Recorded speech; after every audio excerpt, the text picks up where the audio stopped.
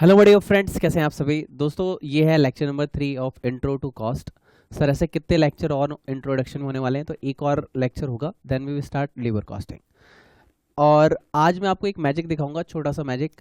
कई लोग सोचते हैं कि थ्योरी क्यों पढ़ी जाती है। एक्चुअली थ्योरी क्या होता है, जैसे किसी भी पायलट को या फिर किसी भी पर्सन को ड्राइविंग सिखाने से पहले उसकी थ्योरी बतानी पड़ती है। क्लच यहाँ है, गियर यहाँ पे है, ठीक है, और स्टीयरिंग यहाँ पे है, ऐसे आप मेंटेन करेंगे। तो वैसे ही कॉस्टिंग में थ्योरी हेल्प क्या करता है, ये हमारे रिलेशंस अच्छे बनाता है हमारे सब्जेक्ट के साथ। देखिए, मैं आपसे कहूँ कि आपको किसी से प्यार है, लेट सपोज होगा भी, आप जिस एज में होता भी है, तो उसमें क्या होता है, जिससे हमें प्यार होता है ना, हम उसकी हर एक चीज़ जानना चाहते हैं, हर एक चीज़। जैसे आजकल के बायोडाटा में क्या होता है, जो रिज्यूम होता है, हाइट कितनी है, आपको क्या अच्छा लगता है, आपका फेवरेट सब्जेक्ट कौन सा है, आपको क्या पसंद है क्या नहीं है। तो वैसे ही मेरे दोस्त, कि जब आप कॉस्टिंग पढ़ रहे हैं और आप सोच रहे हैं मैं 90 प्लस लाऊं, तो 90 प्लस बस वही इंसान ला सकता है जिसे कॉस्टिंग सब्जेक्ट से प्यार हो। मैंने आपको अफर्मेशन बोली थी लेक्चर नंबर 1 में, I will score 90 plus in costing subject, I will score 90 plus in costing subject, I will score 90 plus in costing subject.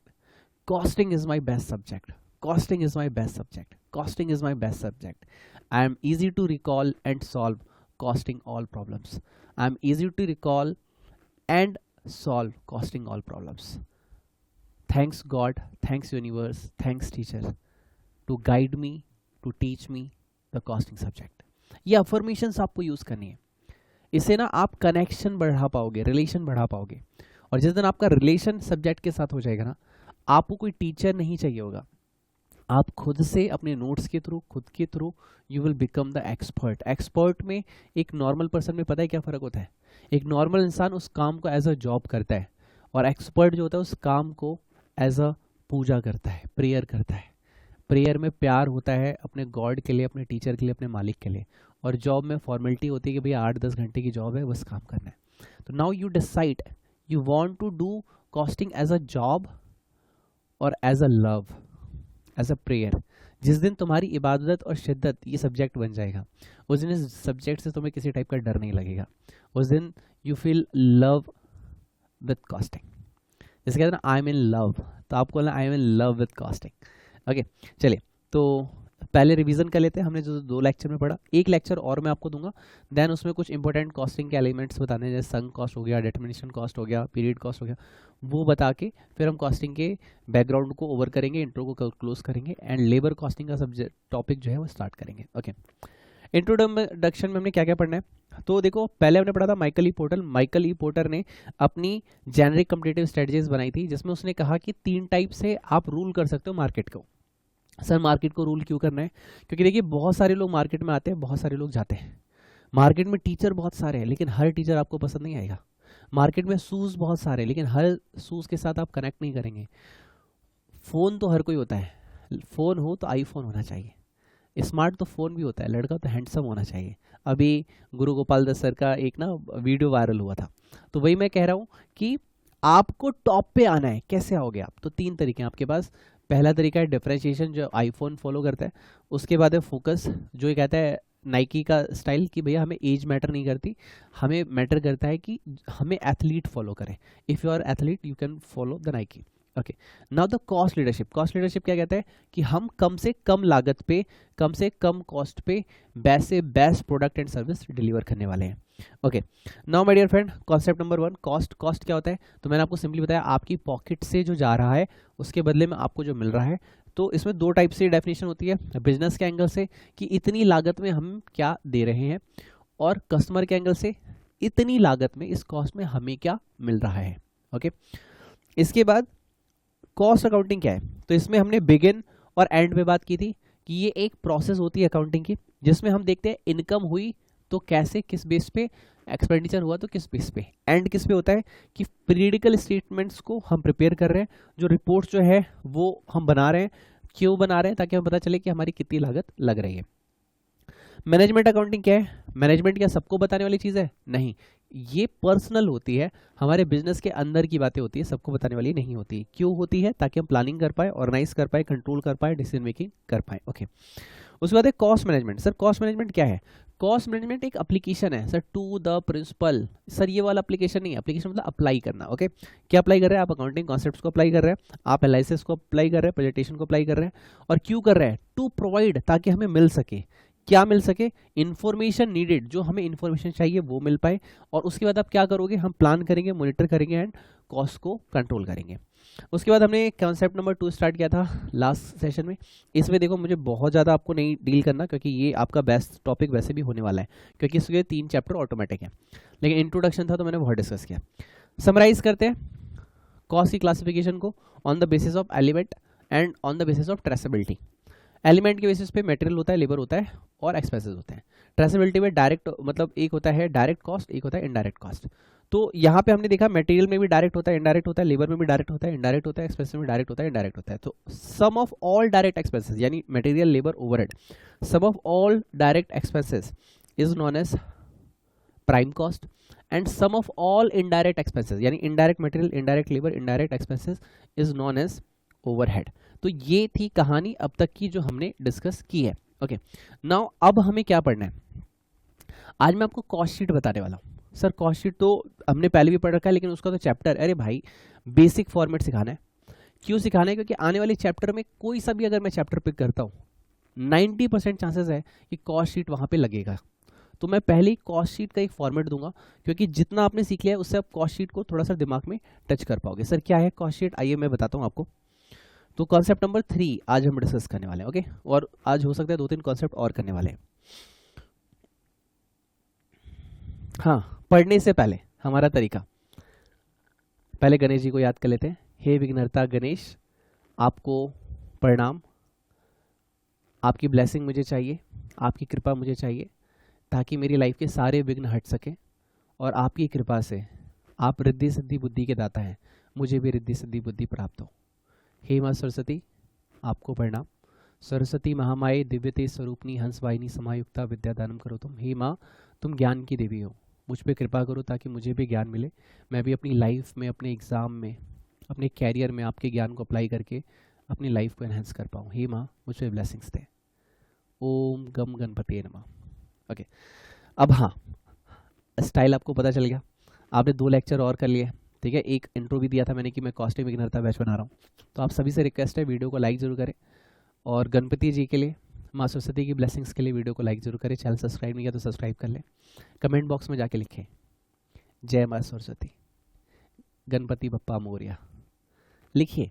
Blessings मिलती है यार, पता है मैं सारे कमेंट पे रिप्लाई करता हूँ, इसीलिए करता हूँ कि मैं आपका नाम पढ़ के आपके लिए ब्लेसिंग्स लूँ कि हे भगवान इसको लाइफ में, इसके कैरियर में ग्रो करवाना। ओके, चलिए बात करते हैं नेक्स्ट कॉन्सेप्ट की। Concept number 3। सर क्या है कॉन्सेप्ट नंबर 3? अरे वही तो बताने आया हूँ, बताने तो दो। ओके, देखिए इसे आप लिखेंगे, अच्छा नहीं, कॉन्सेप्ट नंबर 3 नहीं होगा ये। अभी कौन सा पॉइंट चल रहा था ऊपर? बी की जगह सी, यहाँ पे सी पॉइंट आएगा। अभी क्लासिफिकेशन ही बताना है मुझे। लिखिए cost classification on the basis of functions. Sir ये कौन से फंक्शन है? अरे बता रहा हूँ ना, तुम लोगों की गलती क्या है? मुझे लिखने दोगे नहीं, पहले क्वेश्चंस रख लेते हो। ओके, कर लिया? Okay right. फंक्शन का मतलब क्या है कि हमारा जो ऑर्गेनाइजेशन है, मान लीजिए अब ये आप छोटे मोटे ऑर्गेनाइजेशन की बात मत करना, मेरी भी ऑर्गेनाइजेशन की बात मत करना, मेरे पास इतना सब कुछ नहीं है। मान लीजिए आप बात करें रतन टाटा साहब की, अब उनकी कुछ कारें हैं, जैसे एक नैनो आई थी, आप सभी जानते हैं, आई थी, बहुत अच्छी कार थी, लेकिन फ्लॉप हो गई, स्ट्रेटजी थोड़ी सी गलत हो गई। उसके बाद अभी भी टियागो है, नेक्सॉन है, उनका बहुत बढ़िया प्रोडक्ट अभी मार्केट में रूल कर रहा है। और उसके बाद टाटा पंच है, बहुत सारी अच्छी अच्छी गाड़ियाँ उन्होंने निकाल रखी है। तो देखिए कॉस्ट की क्लासिफिकेशन हर जगह हर टाइप की कॉस्ट नहीं होती, और हर डिपार्टमेंट की अपनी कॉस्ट होती है, समझिए इस चीज़ को।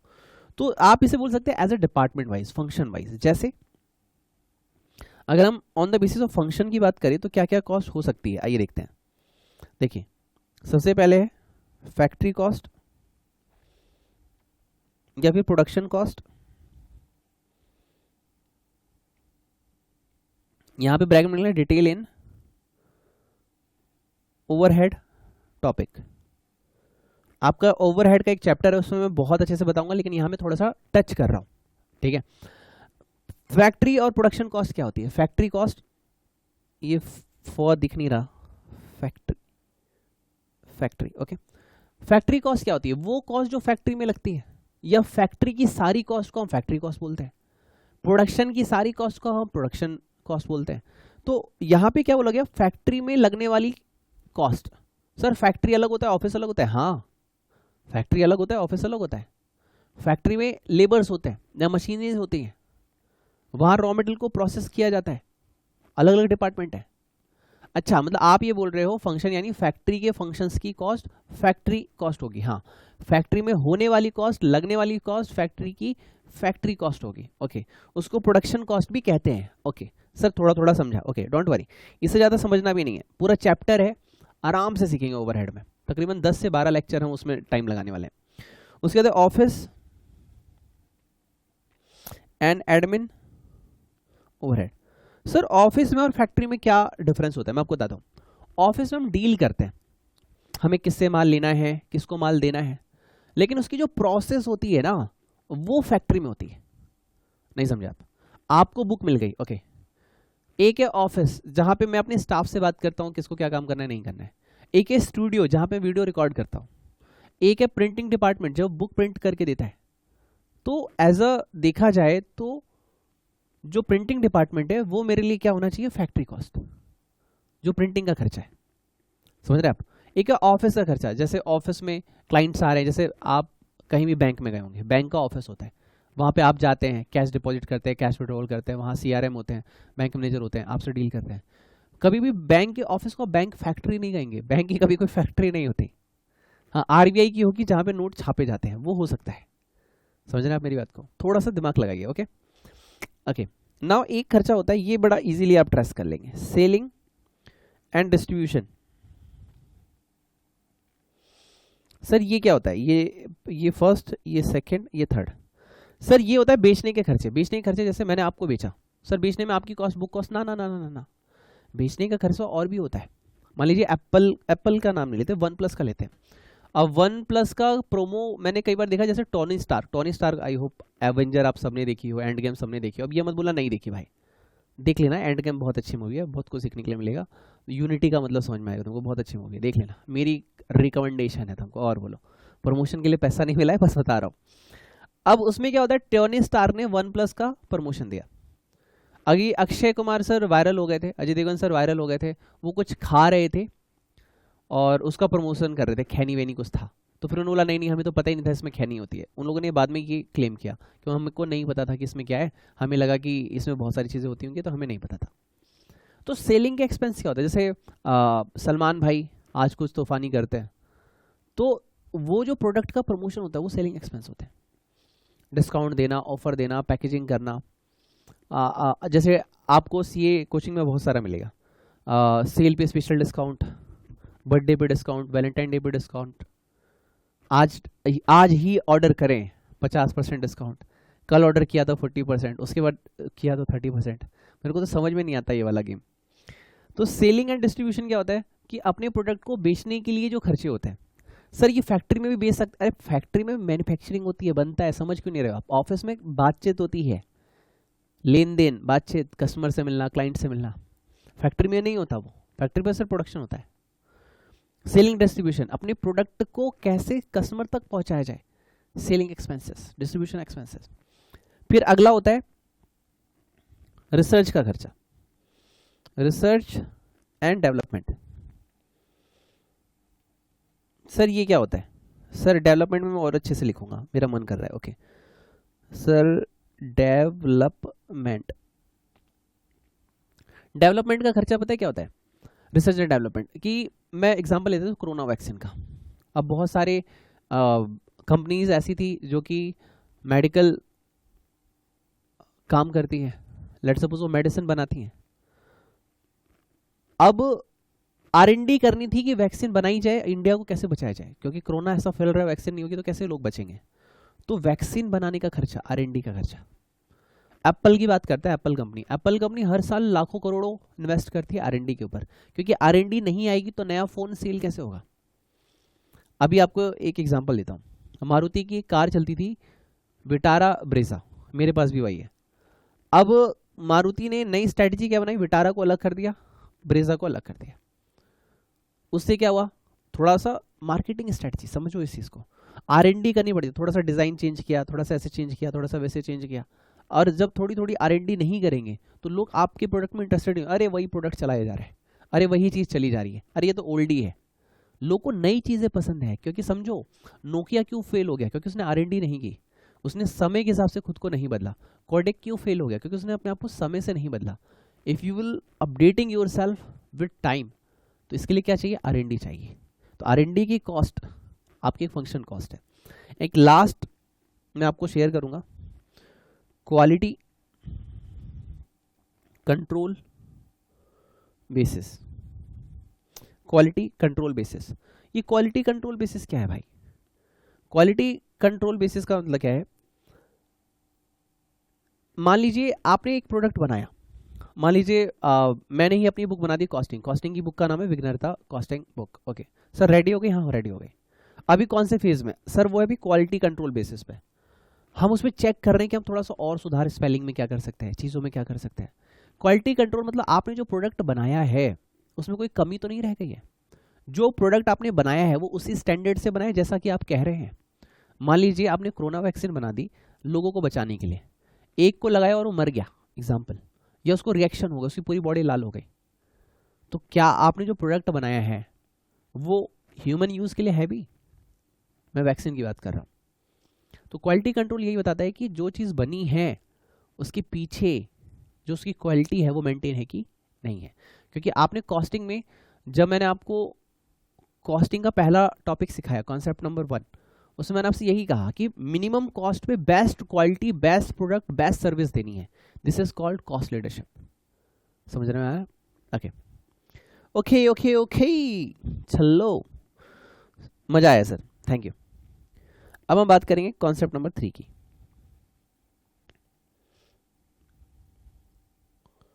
चलिए हम बात करेंगे कॉस्ट शीट की। सर कॉस्ट शीट अभी इसे सीख लेंगे? हाँ, पूरा नहीं, एक चैप्टर है इसका प्रॉपर, उतना तो नहीं, लेकिन हाँ आपको फॉर्मेट जरूर समझ में आएगा। सर कॉस्ट शीट होता क्या है? देखो, शीट का मतलब होता है स्टेटमेंट। शीट का मतलब होता है स्टेटमेंट। सर अभी तक आपने क्या सीख लिया? आपने सीख लिया मटेरियल होता है, लेबर होता है, एक्सपेंसेस होता है, तीनों को सम कर देते हैं तो क्या हो जाता है? Prime cost. ये हमने लास्ट टॉपिक में पढ़ा था। तो पहली चीज तो ये है क्या? तो आप बोलेंगे ये एक स्टेटमेंट है जो मुझे बताता है मेरी कॉस्ट कितनी लगी, मेरा प्रॉफिट कितना हो रहा है, मेरे किस लेवल पे कितना खर्चा हुआ, कितने लेवल पे और खर्चा हो रहा है। मेरा सारे डाटा को मैं उठाऊंगा और उस बेसिस पे एक नया डाटा क्रिएट करूंगा कि देखो लास्ट ईयर ये हुआ था, इस साल मुझे कहाँ कहाँ मैनेज करना है। This is called cost sheet या फिर कॉस्ट स्टेटमेंट। सर इसका मीनिंग लिखे क्या? हाँ मैं लिखवाता हूँ ना, लिखिए। It is a statement of cost. ये कॉस्ट की एक स्टेटमेंट है। एंड प्रॉफिटेबिलिटी, यानी इसमें हम प्रॉफिट का भी पता लगाते हैं। सर हमने तो नहीं देखा, अरे मेरे को टाइम तो दे भाई, लिखने तो दे पहले कैसे पता चल जाएगा? शोइंग, जिसमें आप देख पाएंगे, क्या देख पाएंगे? ब्रेकअप, कि हमारे किस लेवल पे कौन सी कॉस्ट हुई है। अभी आपने क्या देखा? फैक्ट्री लेवल पे कितनी कॉस्ट हुई, ऑफिस के लेवल पे कितनी कॉस्ट हुई, सेलिंग डिस्ट्रीब्यूशन की कितनी कॉस्ट हुई, आर&डी की कॉस्ट कितनी हुई, क्वालिटी कंट्रोल कॉस्ट कितनी हुई। तो ये सारी चीजें अभी आप देखेंगे, इसीलिए मैंने सारी चीजें आपको इंट्रोड्यूस कराई। एंड बिल्डअप, कि किस कॉस्ट को मिलके कितनी कॉस्ट हमारी बन पा रही है। ऑफ कॉस्ट, ऑफ आइदर, हो सकता है आप इसमें पास्ट डाटा यूज करें, पास्ट डाटा हो सकता है, इसमें पास्ट डाटा यूज करें, और आप इसमें भविष्य की तैयारी करें, यानी projected future data, projected future data, projected future data. और आपको बताओ, मैंने सोचा था 1000 स्टूडेंट्स जो है एनरोल कराएंगे, बुक्स बाई करेंगे, मेरे साथ टेस्ट देंगे, और सच में इतना तगड़ा रिस्पॉन्स है, मैं क्या बताऊं। और आप लोगों से रिक्वेस्ट है इस वीडियो को शेयर करें उन सभी दोस्तों से जो सेल्फ स्टडी कर रहे हैं। आपके टेस्ट सीरीज भी आप मेरे साथ कर सकते हो। अभी ये चैप्टर कंप्लीट होगा थ्योरी का भी टेस्ट होगा, अभी लेबर कॉस्टिंग कंप्लीट होगा उसका भी टेस्ट होगा, फुल कॉम्प्रिहेंसिव टेस्ट आप चाहे तो दे सकते हैं। व्हाट्सएप पे मुझे मैसेज कीजिएगा 9354719404 पे। और लिटरली बच्चों का इतना अच्छा सपोर्ट है, क्या बोलूँ मैं, और मैं क्या बोलूँ, ऊपर वाले की ब्लेसिंग से और आप लोगों का सपोर्ट है यार, आप लोग के बिना क्या कर पाऊंगा मैं। और फ्यूचर डाटा, यानी हम कई बार भविष्य को देखते हुए भी अपनी प्लानिंग करते हैं। ओके, तो अब मैं आपको बेसिक फॉर्मेट सिखा रहा हूं। यहां पे लिखेंगे basic format of cost sheet. Sheet मतलब स्टेटमेंट, हाँ, कॉस्ट की statement, basic cost statement. Sir हमने सीखा क्या क्या था, आपने जो जो सीखा मैं बस वही यूज करूंगा, ठीक है। ओके, पहला चीज आपने मेरे साथ सीखा कि सर एक होता है डायरेक्ट मटेरियल कॉस्ट। ओके, ठीक है, आपकी डायरेक्ट मटेरियल कॉस्ट होती है। ओके, फिर आपकी क्या होती है, डायरेक्ट लेबर कॉस्ट होती है।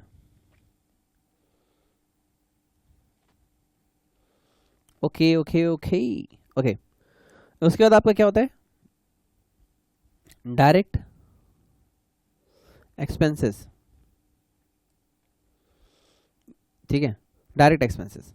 अब आपने क्या किया, 1 को ऐड किया, 2 को ऐड किया, 3 को ऐड किया, आपको पता है आपको क्या मिल गया, आपको मिल गया प्राइम कॉस्ट। 1 + 2 + 3। अरे सर ये तो आपने डेफिनेशन लिखवाई थी नोट में, क्या लिखवाया था, the sum of direct material cost, direct labour cost, direct expenses is known as prime cost. और सर यही थ्योरी यही प्रैक्टिकल है, ओ माय गॉड, यस। आप समझो इस चीज को कि जो आप पढ़ रहे हैं मेरे साथ, एवरीथिंग मैं आपको यूज करके दिखाऊंगा प्रैक्टिकल के अंदर। थ्योरी और प्रैक्टिकल में बस एक चीज का फर्क है, सोच का। अगर आप ये देखें कि H2O is a formula, but आप पूरे दिन में उस पानी को कितनी बार पीते होंगे, नजरिया चेंज कीजिए, जीत आपकी होगी। ओके, चलिए अब इसके बाद क्या सर, इसके बाद हम देखो प्राइम कॉस्ट हो गया, अब इसमें फैक्ट्री कॉस्ट ऐड करते हैं। सबसे पहले फैक्ट्री कॉस्ट, तो हम इसको लिखते हैं फैक्ट्री का ओवरहेड। सर ओवरहेड क्यों लिख रहे हैं, अभी बताता हूं। क्योंकि डायरेक्ट कॉस्ट तो आप ले चुके हो, तो या तो डायरेक्ट होता है या तो इनडायरेक्ट होता है। डायरेक्ट आप मटेरियल भी ले चुके हो, डायरेक्ट लेबर भी ले चुके हो, डायरेक्ट एक्सपेंस भी ले चुके हो। अब क्या बचा, इनडायरेक्ट। इनडायरेक्ट में क्या हो गया, ओवरहेड।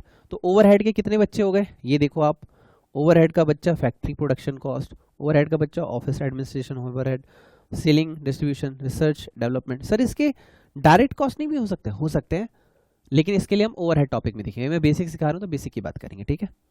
आप अभी बस इंट्रोड्यूस करो सर। ओके, ये हो गया आपका फैक्ट्री ओवरहेड, राइट।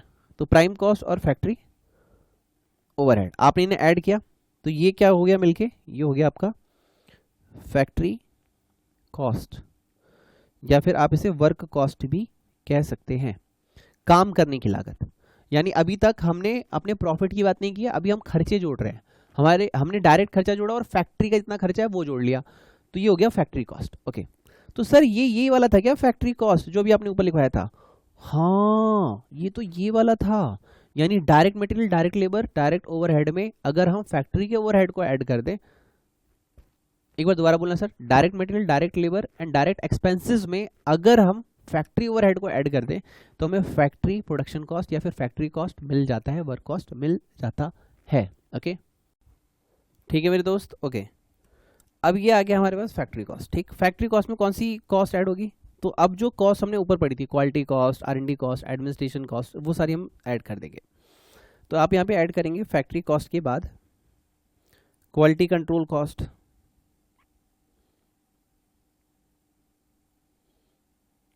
सर ये कौन सी वाली है, अभी ऊपर आपने मेंशन किया था, ये देखो क्वालिटी कंट्रोल कॉस्ट, ठीक है, R&D कॉस्ट, ठीक है, एडमिनिस्ट्रेशन कॉस्ट। तो ये चीज़ें, ये देखो ऑफिस एंड एडमिनिस्ट्रेशन कॉस्ट, ये सारी चीज़ें मैं जोड़ रहा हूँ, ठीक है। Quality control cost, add R&D cost, ठीक है, R&D कॉस्ट। सर हम भी शॉर्ट फॉर्म लिख लें, अभी तो लिख लो, लेकिन कोशिश करना फुल फॉर्म लिखने का। ऐड करेंगे हम admin overhead related to production. R&D cost आप यहाँ पे लिख सकते हैं ब्रैकेट में प्रोडक्ट रिलेटेड, क्योंकि देखो डिफरेंट R&D भी हो सकती है, जरूरी नहीं है कि एक ही R&D हो रही हो, और भी टाइप की R&D हो सकती है। ये भी आप ब्रैकेट में डाल देंगे रिलेटेड टू प्रोडक्शन ओवरहेड। ठीक है, ये आ गया आपका total cost of production, cost of production.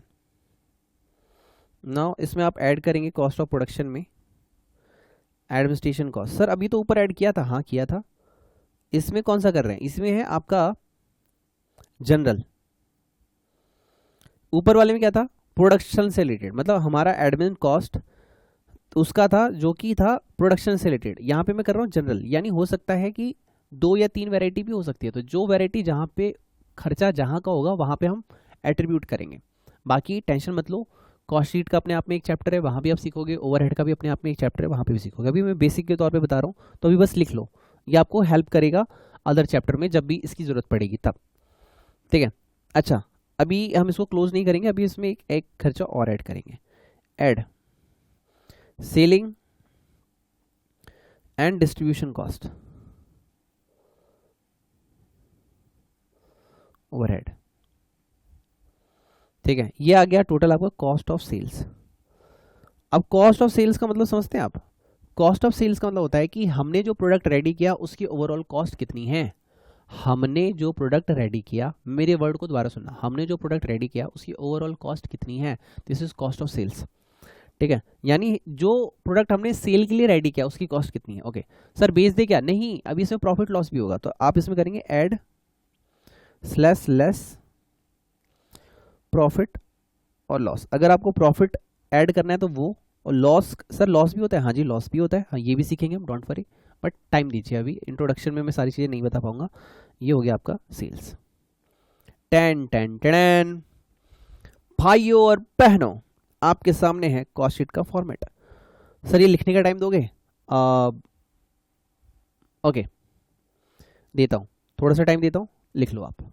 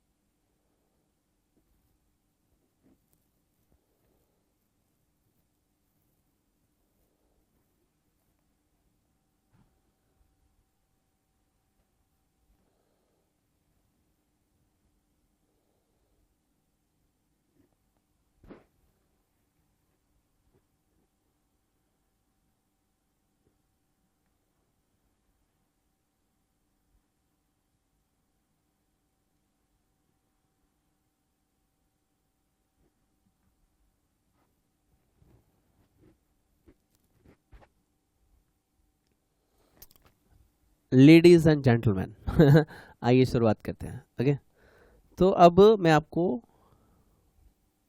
एक कॉन्सेप्ट कराऊंगा लास्ट आज के सेशन का, ठीक है, टाइम लगेगा डोंट वरी। तो ये कॉन्सेप्ट नंबर कॉस्ट शीट के बाद 4 डालते हैं, कॉन्सेप्ट नंबर 4। इसमें आप लिखेंगे determination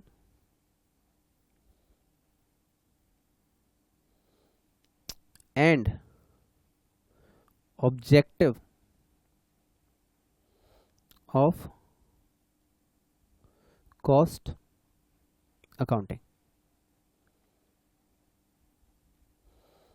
determination and objective of cost accounting, determination and objective of cost accounting. सबसे पहले लिखेंगे डिटर्मिनेशन, डिटर्मिनेशन,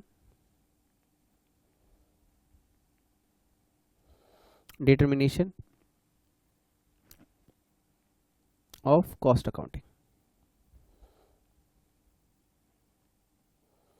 कॉस्ट अकाउंटिंग की क्या क्या डिटर्मिनेशन है। देखो ये ना क्वेश्चन समझ में नहीं आएगा आपको, इसने पूछा क्या, और क्वेश्चन हमें समझ में नहीं आता तो याद भी नहीं होता। अब मैं आपको देखो एक तरीका बोलूंगा, एक वर्ड बोलूंगा, अभी आपको याद होने लग जाएगा। बोलो बोलो बोलो, सुनो। कॉस्ट अकाउंटिंग से आप क्या क्या पता लगा सकते हैं। अगर आपको कॉस्ट अकाउंटिंग आ गई तो आप क्या क्या पता लगा लेंगे। अब क्वेश्चन समझ में आया?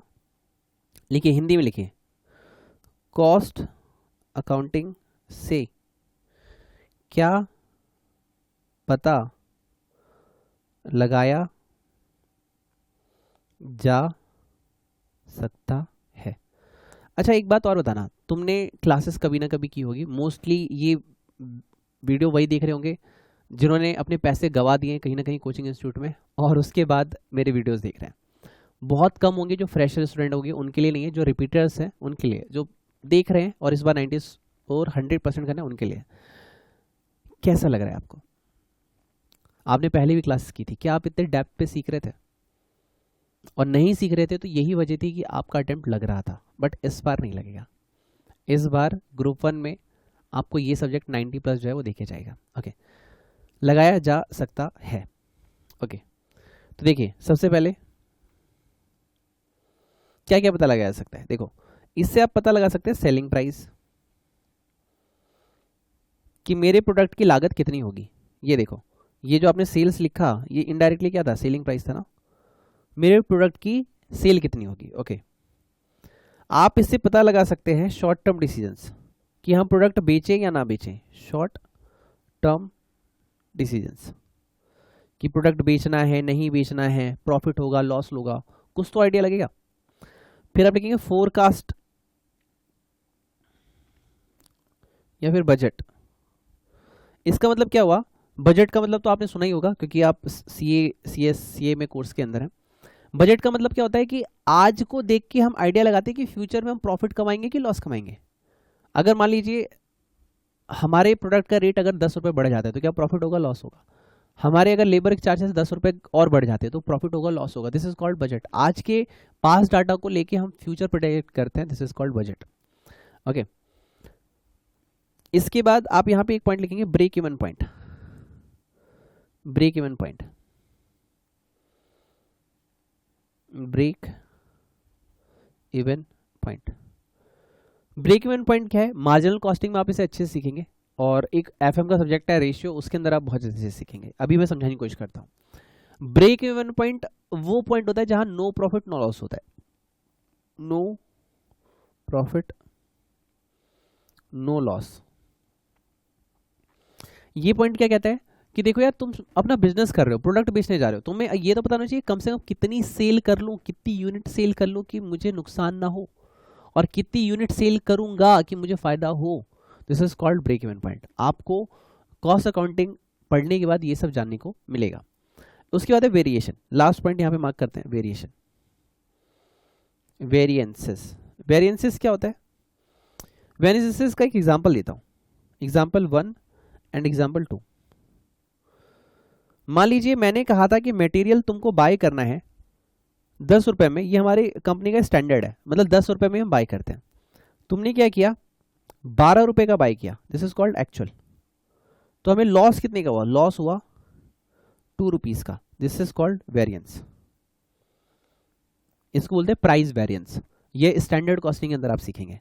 एग्जाम्पल नंबर 2, मैंने कहा था कि हमारी कंपनी में 10 रुपए का मटेरियल बाय होता है, तुमने कितने का किया? तुमने 8 रुपए का किया, this is called actual. This is called profit.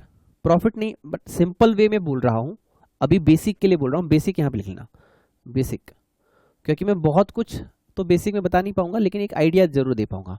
Detail आप कहां सीखेंगे? यहाँ पे आप स्टैंडर्ड कॉस्टिंग में इसका मीनिंग और डेप्थ में सीखेंगे, बट एक आइडिया मैंने दे दिया ताकि आपको रटना ना पड़े।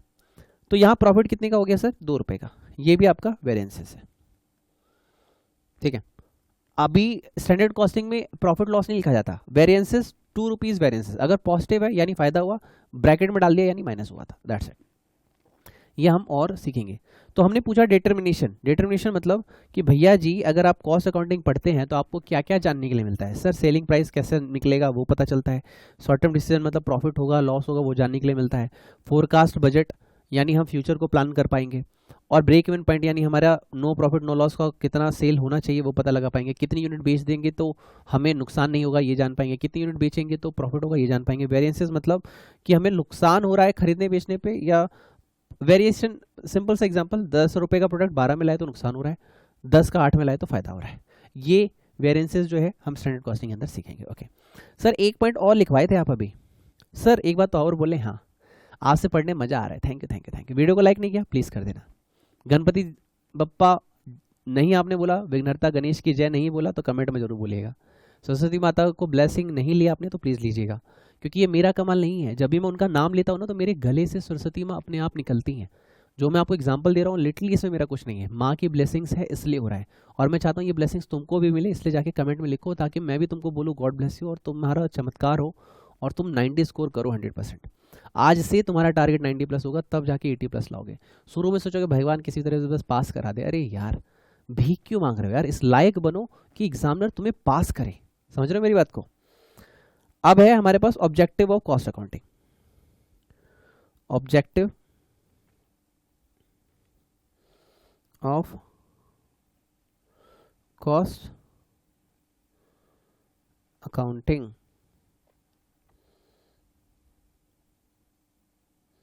Objective of cost accounting. Okay तो देखो ऑब्जेक्टिव में क्या क्या ऑब्जेक्टिव है मैं आपको मार्क कराता हूं। पहला होता है असर्टेनमेंट।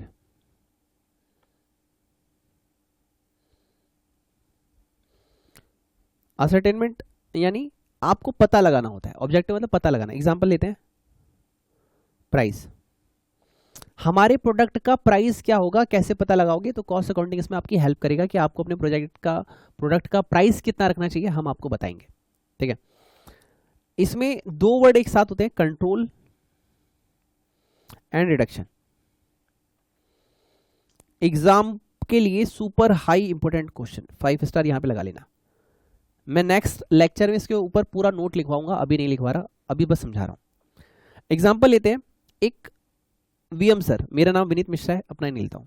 लेट सपोज मेरा वेट था 90 kg, मैंने कहा कि यार मुझे ना अपना वेट कम से कम 70 kg करना चाहिए, दिस इज कॉल्ड रिडक्शन। ठीक है, चेंज करते एग्जाम्पल, अब मेरा वेट 70 kg है, मैं चाहता हूं मेरा वेट 70 ही रहे, दिस इज कॉल्ड कंट्रोल। अगर एक बार में समझ में आ गया तो दिल से बोलना थैंक यू और मैं आपको बोलूंगा गॉड ब्लेस यू। समझे मेरी बात। रिडक्शन मतलब आप कह रहे हो हमारी लागत आ रही है 100 रुपए, अरे भाई मार्केट में वो चीज 60 की बिक रही है, तुम 100 रुपए का बेचोगे, कौन खरीदेगा। कॉस्ट कंट्रोल करो अपनी, रिडक्शन करो अपने प्राइस में।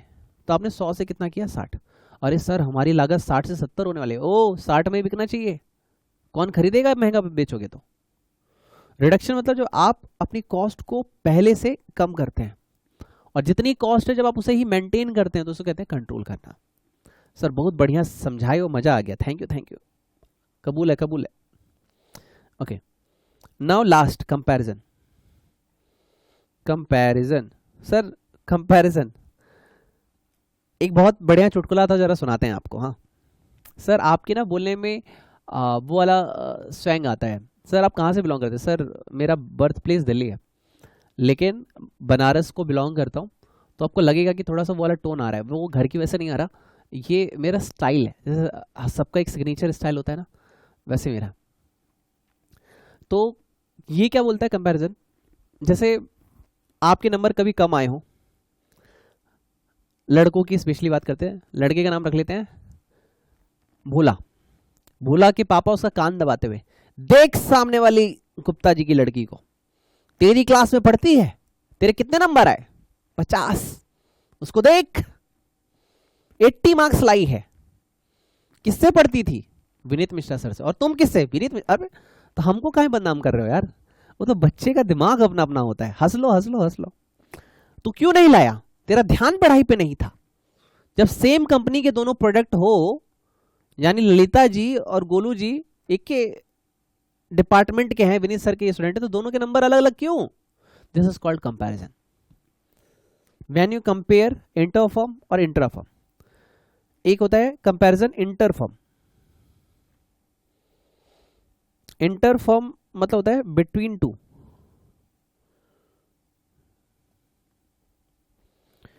यानी आप जब अपनी कंपनी के प्रोडक्ट के साथ नहीं, किसी दूसरी कंपनी के प्रोडक्ट के साथ जब आप, ये ऐसे नहीं लिखता मैं, तुमको और अच्छे से समझाता हूं। इंटर कंपनी मतलब आप लिखना यहां पे Apple company compare it's price with Samsung. जब एप्पल कंपनी सैमसंग के साथ अपने प्राइस कंपेयर कर रहे हैं, this is called interform comparison. और एक होता है इंट्राफॉर्म। इंट्राफॉर्म में क्या होता है, Samsung company compare it's price with its on model on other models. यानी जब सैमसंग कंपनी अपने ही प्रोडक्ट से अपने दूसरे प्रोडक्ट का प्राइस जब चेक कर रही है तो उसको बोलते हैं इंट्राफॉर्म। और कंपैरिजन मतलब, इंटरफॉर्म मतलब जब एक दूसरी कंपनी, फील्ड सेम होना चाहिए, ठीक है, सेम फील्ड के लोग जब आपस में एक दूसरे से कंपेयर करते हैं, इसको बोलते हैं इंटरफॉर्म। तो माय डियर फ्रेंड, आज के लिए इतना ही। एक लास्ट बात बोले, हाथ जोड़ के रिक्वेस्ट है यार, वीडियो को लाइक जरूर करना यार, चैनल को सब्सक्राइब नहीं किया तो सब्सक्राइब कर लेना, अपने टीचर, अपने मेंटर, अपने भाई, अपने दोस्त के लिए। और इस टॉपिक से रिलेटेड कोई भी क्वेरी हो तो कमेंट बॉक्स में लिखना। और कुछ पर्सनल क्वेरी हो कि बुक लेनी है सर, टेस्ट देना है, तो चैप्टर नेक्स्ट लेक्चर में कंप्लीट हो जाएगा। टेस्ट अगर आपको देना हो सारे चैप्टर वाइज और मॉक टेस्ट का, तो आप मुझे व्हाट्सअप पे, या फिर बुक्स बाय करनी हो तो व्हाट्सअप पे 9354719404 पे आप मुझे मैसेज कर सकते हैं। अब जाते जाते, हे विनता गणेश जी, आपका बहुत बहुत शुक्रिया। हमारा आज का लेक्चर बहुत अच्छा रहा, आपने हमारे सारे विघ्न हरे, हमारी बुद्धि का डिस्टर्बेंस दूर किया और हमने जो पढ़ा हम पूरा सीख पाए। Thank you Vineet sir, thank you Vinata Ganesh ji, आप लोगों की वजह से हम सीख पाए। हे माँ सरस्वती, आपकी बहुत बहुत शुक्रिया, आज हमारी नॉलेज अपग्रेड हुई, आपकी वजह से हमें ज्ञान मिला, हमारे टीचर की वजह से हमें ज्ञान मिला। विनीत सर को बहुत बहुत थैंक यू, माँ सरस्वती को बहुत बहुत थैंक यू। ऐसे ही हमें हमेशा लाइफ में knowledge, abundance, health and wealth provide करें माँ सरस्वती। हे गणेश जी, हमें ऑलवेज अपनी ब्लेसिंग्स दें, हमारी लाइफ में ऑलवेज ऐसा कंट्रीब्यूशन दें ताकि हम मोटिवेटेड रहें, इंस्पायर्ड रहें और अपने सक्सेस, अपने ड्रीम्स को अचीव करते रहें। नाउ इसी के साथ अलविदा चाहूँगा। Wish you all the best, God bless you, take care, bye bye. मिलते हैं आपसे नेक्स्ट लेक्चर में।